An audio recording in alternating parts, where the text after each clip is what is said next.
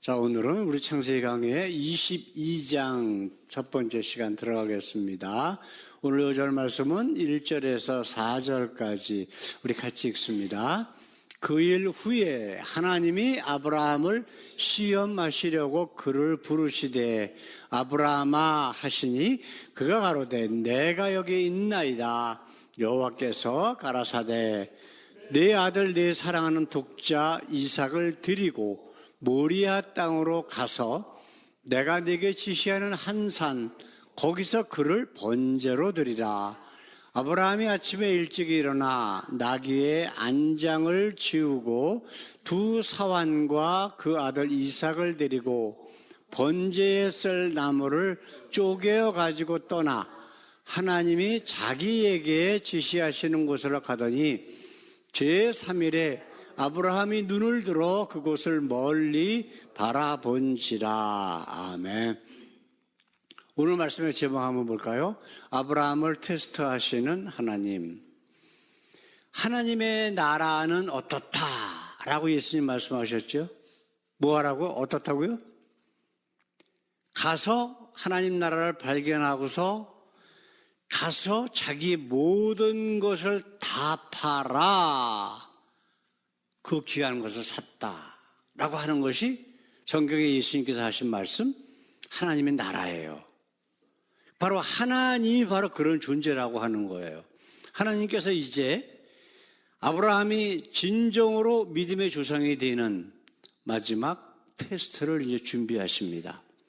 그것은 바로 아브라함이 하나님께서 아브라함에게 이삭을 가르칠 때 뭐라고 말씀하셨지요? 우리 지금 읽은 말씀 보게 되면 네 아들 이삭이 아니라 뭐라 그러셨어요? 우리 한번 볼까요? 다시 뭐라고 되어 있나? 네 아들, 네 사랑하는 독자. 아브라함에게 지금 가장 귀중한 게 뭐예요? 아들 그거 하나예요. 아들, 100세에 낳은 아들. 자식 아들 타령하다가 100세의 아들을 낳았어. 물론 큰아들 이스마엘이 있었지만 그건 여종을 통해서 낳았다고 해갖고 이미 쫓아냈어. 지금 이걸 가지고 지금 시험하시는 거예요. 네가 가지고 있는 것 중에 가장 중요한 게 뭐냐? 귀중한 게 뭐냐? 그런데 그 귀중한 거다고 생각하는 것보다 나를 더 사랑하느냐? 라고 하는 것이 하나님이 우리에게 원하시는 거라는 거예요. 왜냐하면 하나님 그리고 하나님의 나라보다 귀중한 거는 이 세상에 존재할 수가 없기 때문에 하나님께서는 아브라함이 가장 귀중하다라고 얘기하는 것 그걸 가지고 지금 테스트를 지금 하고 계신다라고 하는 거예요. 근데 지금 그 테스트가 뭐예요? 100세에 낳은 그 아들 자기에게 자기의 목숨보다 더 귀중하다고 생각하는 그 아들을 죽여서 몸을 갈라서 불에 태워서 하나님 앞에 드리려는 거야. 근데 그것도 끔찍한데 지금 여기서가 아니에요. 3일 길을 걸어가래. 그 일부일처가 얼마나 아브라함에게는 고통일까? 자기의 발걸음 하나하나 걸어 나가는 것이 자기 아들을 죽일 시간이 점점 가까이 온다는 거 아니에요, 지금. 아주, 내 그 생각만 해도 아주 끔찍해, 끔찍. 그 끔찍한 시간을 아브라함은 굳건히, 묵묵히 걸어간 거예요. 하나님의 말씀을 듣자마자 어떻게 됐어? 지체하지 않아요. 그거 즉시. 이게 바로 하나님께서 아브라함에게 하셨던 일이고 우리에게 원하시는 것이라고 하는 것을 우리가 이 귀한 말씀을 통해서 깨닫는 귀한 시간이 됐으면 좋겠습니다. 자, 첫 번째로 우리가 아브라함의 순종에 대해서 한번 생각을 해보십시다. 아브라함의 순종이 과연 어떤 모습이었었는가? 이제 이삭이 장성했어요. 어느 정도 컸어. 그러니까 걔를 데리고 가는 거예요, 지금. 네? 데리고 가는데 갑자기 하나님께서 나타나셔서 2절 말씀 우리 다시 한번 볼까요? 여호와께서 가라사대 네 아들 네 사랑하는 독자 이삭을 드리고 모리아 땅으로 가서 내가 네게 지시하는 한 산 거기서 그를 번제로 드려라. 청천벽력 같은 말씀을 하시는 거예요. 근데 아브라함의 반응을 한번 보십시다. 그 다음 3절 말씀.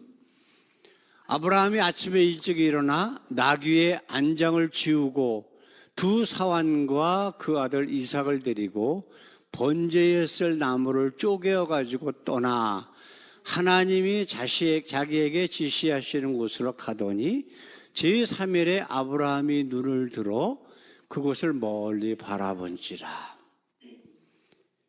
자, 밤에 하나님께서 말씀을 하셨는데 아브라함이 아침 일찍 일어났대. 잠을 잤을까요? 못 잤을까요? 내가 보기에는 밤 한숨도 못 잤을 거야 아마. 이걸 어떻게 해야 될까? 못 들은 척을 넘어갈까? 아니면 순종해야 될까? 온갖 번민이 아브라함의 마음속에 계속해서 일어났을 거라고.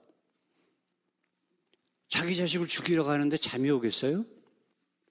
우리 부모들 입장으로서 한번 생각을 해보십시다. 이거는 있을 수가 없는 일이야.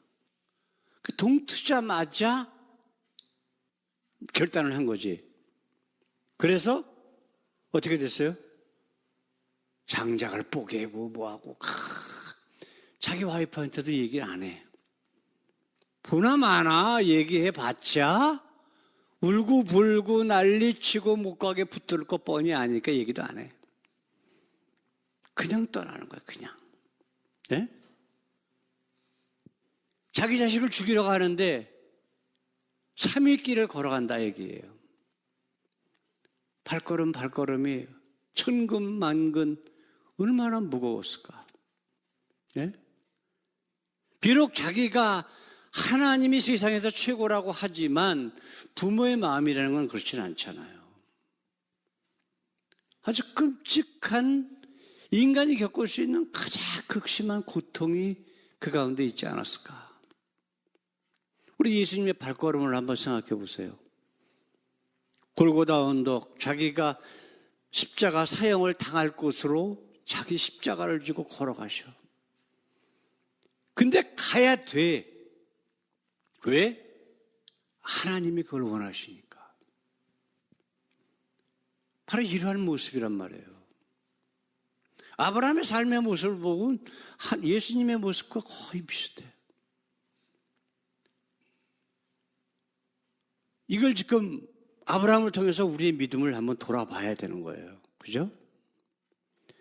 그럼에도 불구하고 아브라함은 하나님의 말씀을 순종하면서 그래 하나님이 어떤 분이신가를 자꾸 되새겨 보는 거야. 네?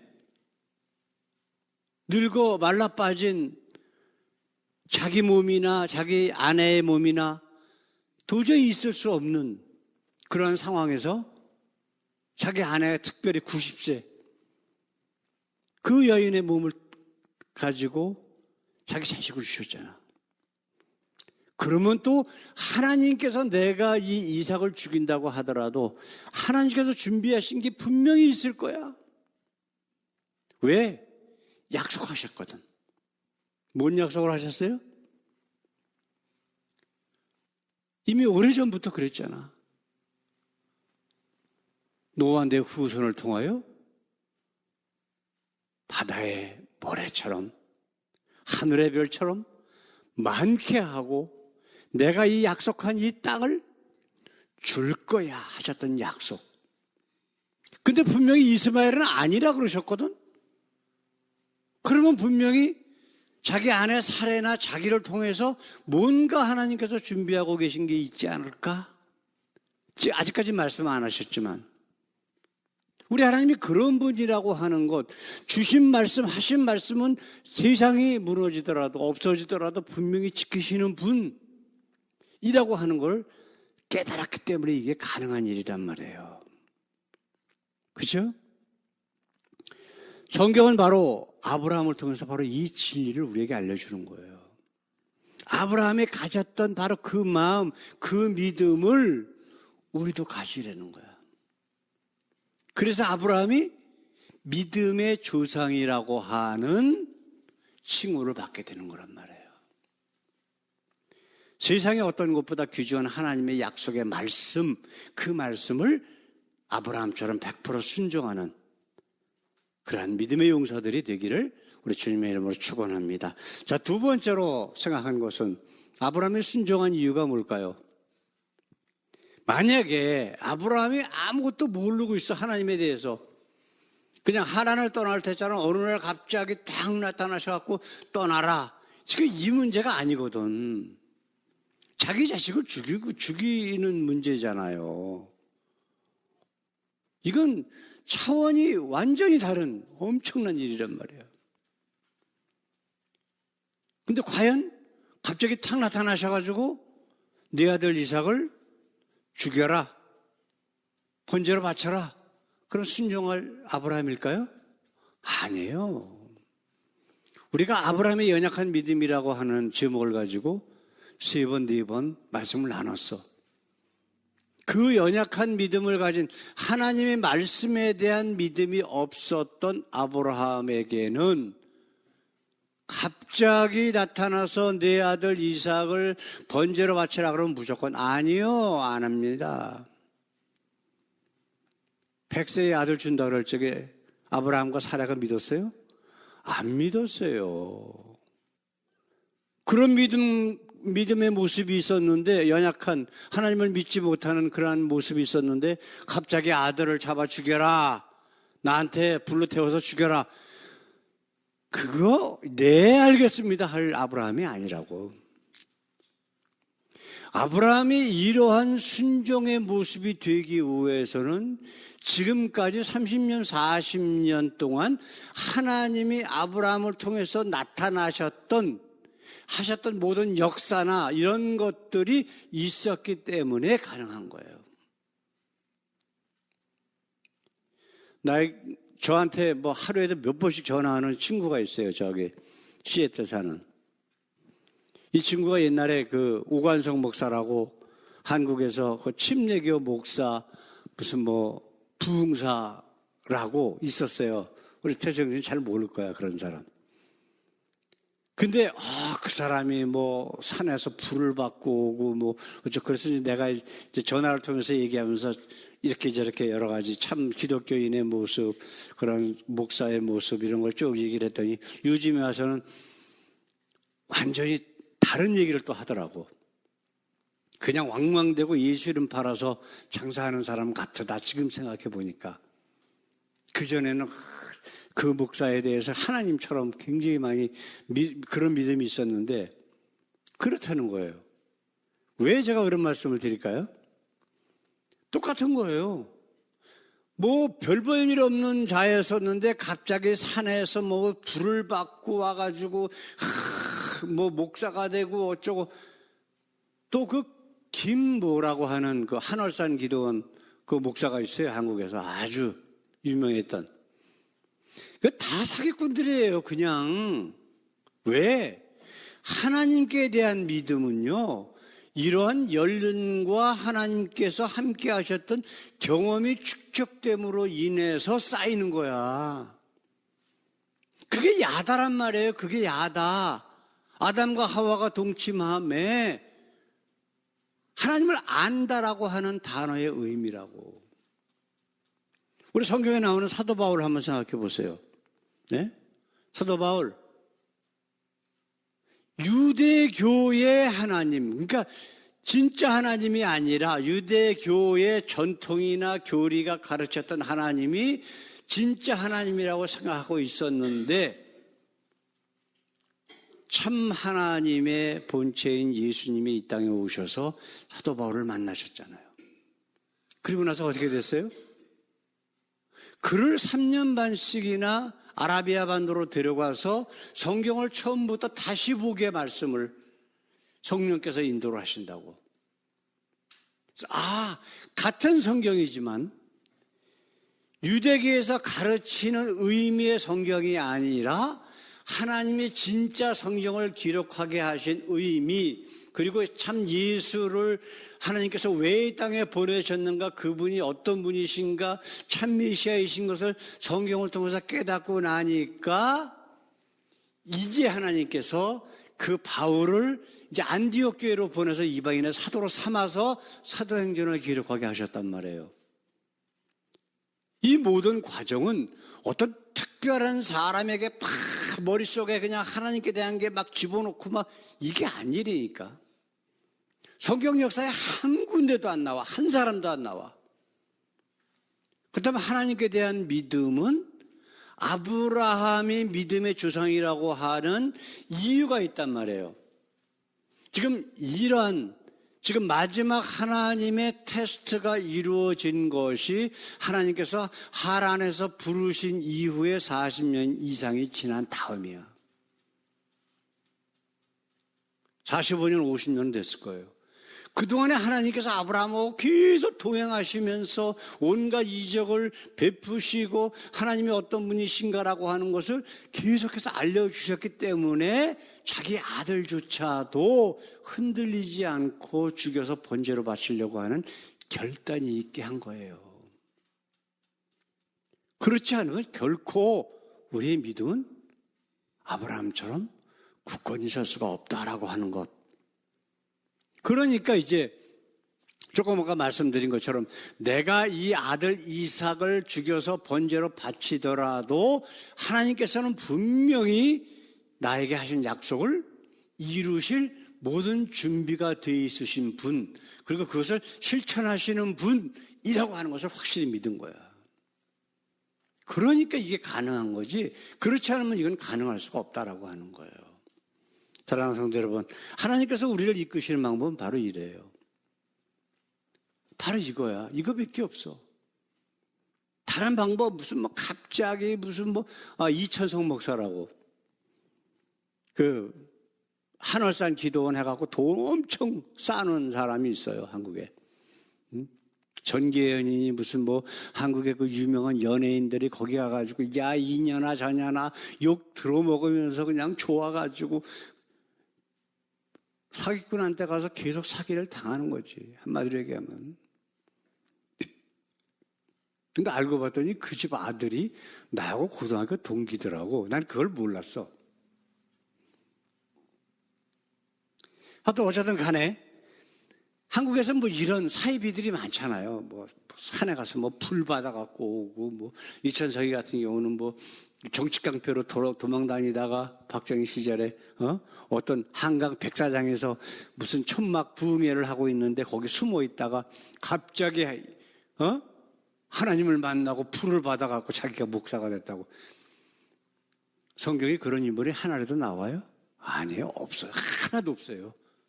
하나님은 옛날이나 지금이나 동일하신 분이라고 그러거든. 그러면 하나님이 하시는 역사는 같거든.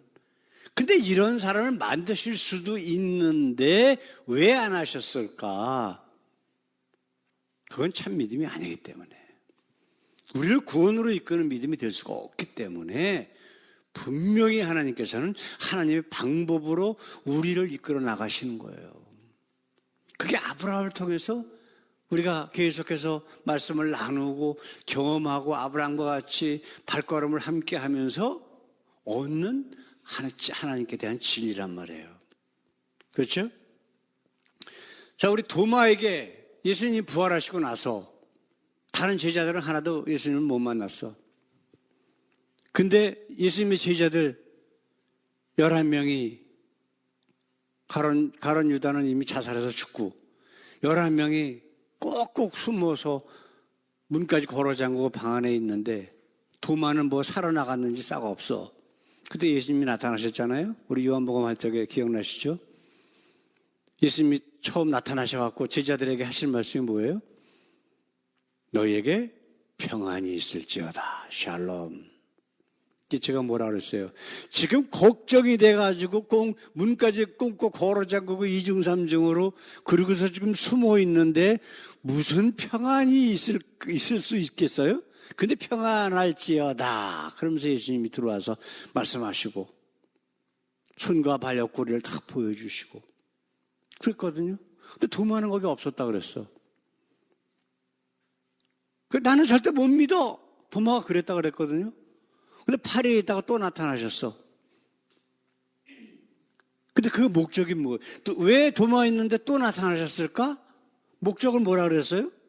우리 요한복음 20장 27절에 있는 말씀 한번 보십시다. 도마에게 이르시되 네 손가락을 이리 내밀어 내 손을 보고 네 손을 내밀어 내 옆구리에 넣어보라. 그리하고 믿음 없는 자가 되지 말고 믿는 자가 되라. 바로 이 목적이에요. 아브라함에게 40년 50년 동안 계속해서 나타나시고 역사하시고 함께 하셨던 이유는 단 하나, 뭐? 아브라함의 믿음의 조상이 되게 하기 위해서. 도마에게 나타나신 이유가 뭐라고요? 믿게 하기 위해서, 믿는 자가 되게 하기 위해서. 예수님께서 지금도 말씀으로 우리 함께 계시고 성령으로 우리 속에 거하셔서 우리를 이끄시는 목적은 뭐예요? 우리를 믿음의 아들로, 믿음의 자녀로 삼으시기 위해서. 그거 하나밖에 없어. 왜? 믿음이 있어야 우리를 영원한 하나님의 나라로 이끄시기 때문에. 사랑하는 성도 여러분, 우리를 믿음으로 이끄시고 믿음으로 구원을 주시고 그리고 자신의 구원 사역, 또 나만 믿는 게 아니라 뭐 하라 그래요? 내 증인이 되라 그러셨잖아. 바로 예수님이 어떤 분이신가를 내가 보고 만지고 경험한 모든 것들을 다른 사람들에게도 증인으로서 전파함으로 함께 구원 사역에 동참할 수 있도록 사역을 감당하라고 우리에게 이 놀라운 은혜를 베푸고 계시다라고 하는 것을 믿고 날마다 실천하며 하나님 앞에 감사하는 우리 모두 되기를 우리 예수님의 이름으로 축원합니다. 다 같이 기도하겠습니다. 우리 하나님 감사합니다. 오늘도 이렇게 아브라함의 여정을 통하여 믿음이 무엇인지, 왜 아브라함이 이렇게 놀라운 믿음의 역군이 됐는지, 조상이 됐는지를 말씀을 통해서 다시 한번 확인합니다. 아버지, 우리도 아브라함과 같이 연약한 자였었지만은 이제는 아브라함처럼 하나님께서 인정하시는, 심지어는 우리에게 가장 귀중한 것을 바치라고 할지라도 서슴치 없이 하나님 말씀에 순종하는 주님의 사랑하는 자녀가 되기를 원합니다. 우리 연약한 것 감춰주시고 강하게 하시고, 그래서 하나님이 기뻐하시는 귀한 구원 사역 잘 감당하는 저희들의 모습이 되게 하옵소서. 감사하며 예수님의 이름으로 기도드렸습니다. 아멘, 아멘. 이제는 우리를 억만 죄악 가운데서 구원하시기 위해 이 땅에 오신 우리 주 예수 그리스도의 그 귀하신 은혜와 독생자까지 아낌없이 십자가에서 물과 피를 다 흘리시며 죽게 하심으로 우리의 모든 죄를 짊어지게 하신 우리 하나님의 우리를 향한 한없으신 사랑과 지금도 우리와 함께 계셔서 아브라함에게 하셨던 그 귀한 역사를 우리에게도 함께 하셔서 진정한 믿음의 조상들이 되게 하기를 이끄시는 성령님의 교통 역사하심이 하나님 앞에 귀한 예배를 드리며 말씀 가운데 도전을 받고 아브라함처럼 믿음의 조상이 되기를 원하는 주의 사랑하는 귀한 자녀들 위해 영원토록 함께 하시길 예수님의 이름으로 간절히 축원하옵나이다. 아멘, 아멘, 아멘.